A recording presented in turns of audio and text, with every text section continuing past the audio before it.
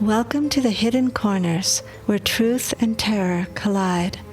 Discover a realm where the lines between the living and the supernatural blur, as you embark on a journey to the paranormal and visit the mysterious hidden corners of your mind.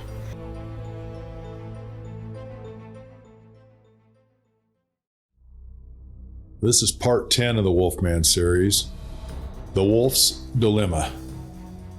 Jazelle was the most beautiful woman I had ever seen. I fell in love the moment she walked into the room. But I'm getting ahead of myself. Miguel poured another round of tequila and sat back in his chair by the campfire. He paused. He was lost in thought and memories. As I told you, I'd been drugged and I'd been beaten. I didn't know how many days had passed since I'd been taken from the race course or who'd taken me. I was thirsty and my body hurt from one end to the other. All I knew was that I was sitting in a dark cement room strapped to a chair with zip ties. My hands were behind my back, my mouth was gagged, my eyes were nearly swollen shut, and my ankles were bound to the chair. I tried to call out, but through the rag that bound my mouth, all I could manage was a small moaning sound. I did this several times.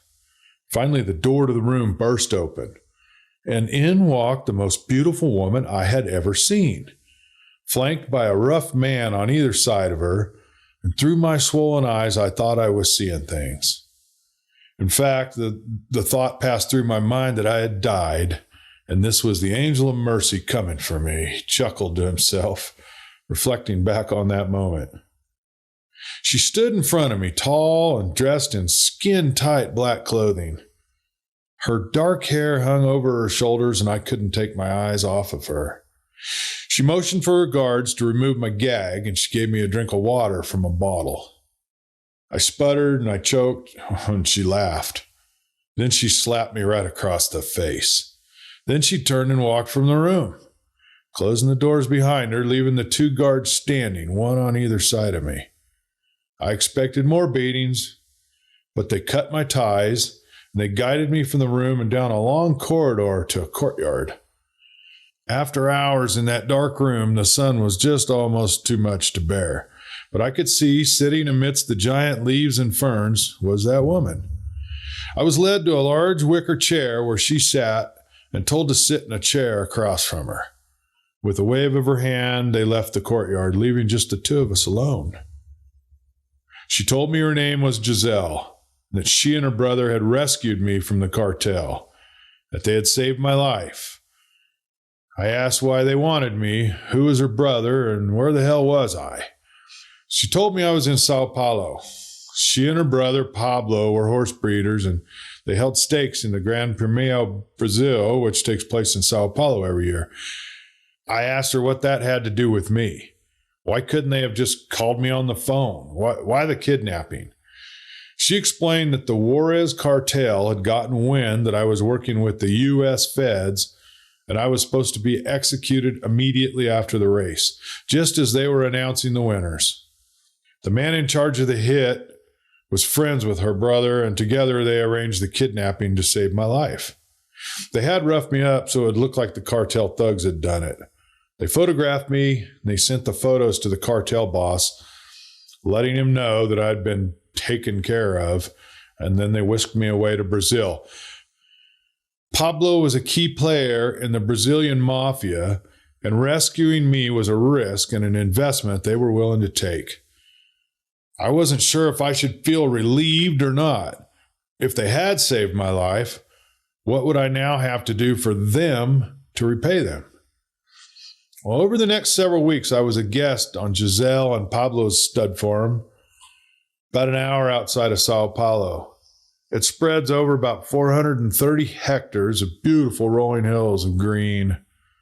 The ranch is known for the beautiful Brazilian Lusitano horses, but the farm was now breeding quarter horses for racing stock. Jazelle and her brother intended to breed the fastest horses using scientific methods and had already made quite a name for themselves on the circuit. And with my help and my horses, they felt certain they could develop the best and the fastest bloodlines. They'd already arranged to buy my breeding stock for a fortune. So what did they need me for? Apparently, it was my formula of choosing my breeding stock that they wanted from me. You see, horse breeding is a science. Traditionally, the main goal in selecting racehorses for breeding is monetary earnings. So horses that earn the highest amounts of money are the ones that are highly selected. Well, these animals are not always the fastest on the race course, however. My strategy has always been different. A combination of heritability, genetic correlation, and trends. My selection process occurs first by evaluating the horses that obtain the best times, and then secondly, by evaluating the highest monetary earnings, which is just the opposite of most breeders. I don't want to bore you with statistics, but it's important to know that the genetic origin of the quarter horse breed, it dates back to the 17th century when English mares were bred with stallions from the regions of present-day Saudi Arabia and Turkey. They were the great sprinters, and they've been used as racehorses since 1943 in the United States. But Brazil didn't begin racing them until 1978. Jazelle didn't start her breeding program until like 20 years after that. To really develop a reputation as a breeder, you need to be producing top quarter horse stock for many, many years. And Portugal was a new market for her, and she wanted to position herself and her horses at the top. Portugal has really not had any major placement in horse racing until just recently. It was illegal to bet on horses, but that is now changing with the current government. And soon it will be just as popular there as it is in Brazil.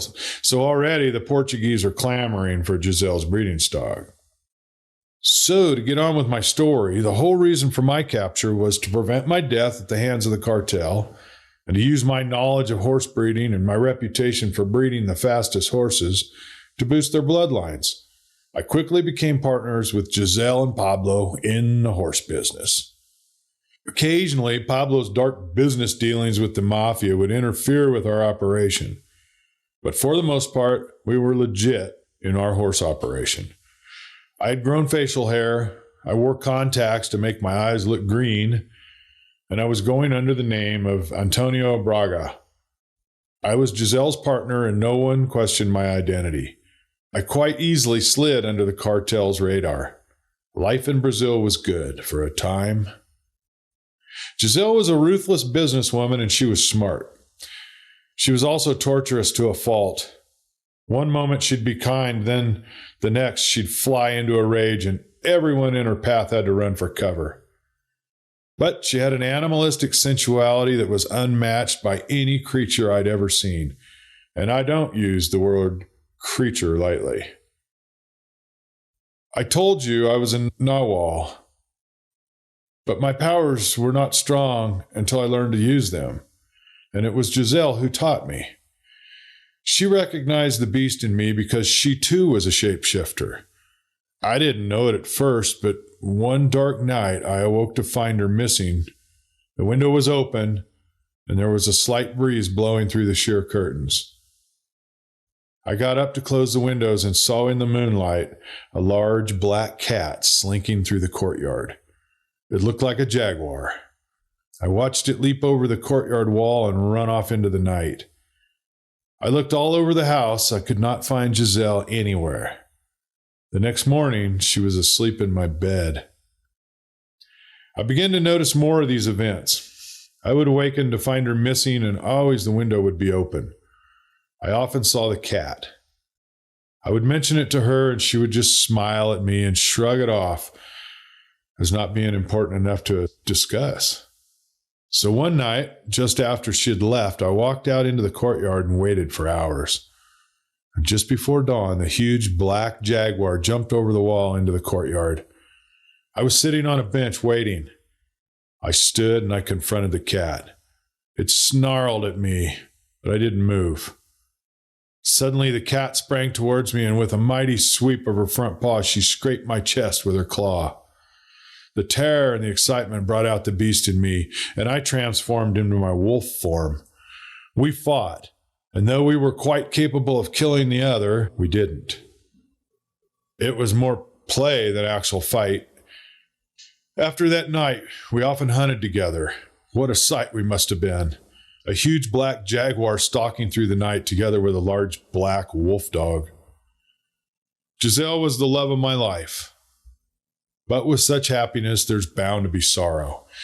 In the next few years, we became known as the top breeders of Brazil's fastest horses.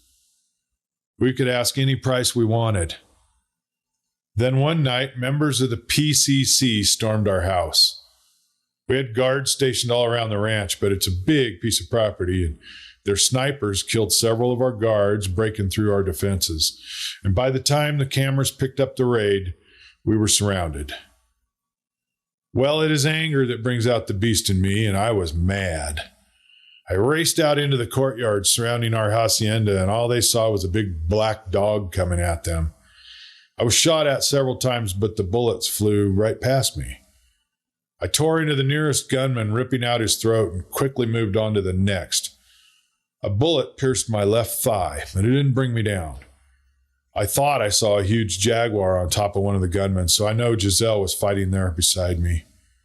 Someone threw a grenade into the hacienda, and I heard explosions. There was gunfire everywhere. And when the smoke finally cleared, the carnage was immense. All but one of our guards had been shot, and many of the PCC were dead, either shot by our soldiers or gored by Jazelle and myself. I looked around for Jazelle, but she was gone. I waited all night. When she finally arrived home, I saw that she was badly injured. She was having trouble transforming back into her human self. I got into the car and we drove away, leaving Pablo to clean up the mess. Where do you take an injured wildcat? Surely not to a hospital. Our horse vet was always on call for us night or day, and I felt I could trust him. He would need to be notified of the raid anyway, so we could see if any of our horses had been injured. I drove to his ranch. It's about 12 miles away. He met us at the gate, and we rushed Jazelle into the medical clinic at the ranch. She had bullets in her thigh, her neck, and lodged near her spine. She had lost a lot of blood and was just clinging to life. He gave her a sedative and began to remove the bullets. It took several hours, but she finally transformed, and under the blankets tucked around her was the form of a woman rather than a cat. Her beautiful face looked up at me and smiled. Then she closed her eyes and she drew her last breath. Well, I was devastated. I cannot describe to you the pain and suffering I went through. The next year was just a blur to me, but at some point I left Brazil and traveled back here to Mexico. I didn't care if I lived or I died. Juanita took me in and cared for me just like she is doing here for Julian. I sold all but a few of my horses, and you pretty much know the rest of the story. These days I am keeping a low profile. For the last few years, I've bought and I've sold Criollo cattle to ranches and packing plants in the United States, and it is a legitimate business. But now I am helping my friend Osa fight to keep the Criollo cattle safe from the drug lords and the cartel that want the land. They don't care about the livestock. They only care about the crops they can plant in the rich soil of the Sierra Madre. And there you have it. That is my story. It has been fraught with danger, and I keep a close watch on my back at all times. Many years have passed, and people have forgotten my name, and I like it that way. But as I said, it is difficult to be an honest businessman in Mexico. With that, Miguel stood and yawned. Good night, amigos. Tomorrow we leave for La Adana for the annual fiesta of the Virgin of Balvanera. There we will meet Osa and give him your decision. Well, Rosa had breakfast ready and had packed several meals to take with them on the trip to La Adana. They were looking at a 9-hour drive. If there were no military roadblocks or police barricades, they'd be able to do it. Is this really necessary? Jack wondered aloud. Miguel's story had kept him awake all night long. He didn't know what to do. He wanted to return to Montana, just forget this whole mess he was in, and he still had to decide what to do about returning to Germany, meeting with Luther for a cure, and what he should do with Julian. He was tired, he was grumpy. But Kat seemed to be excited to attend this festival. She had researched it and was eager to attend.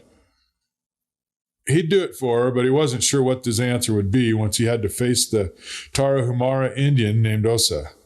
Did he really want to get involved in their war against the cartels? Every part of his being told him no. It just wasn't his battle.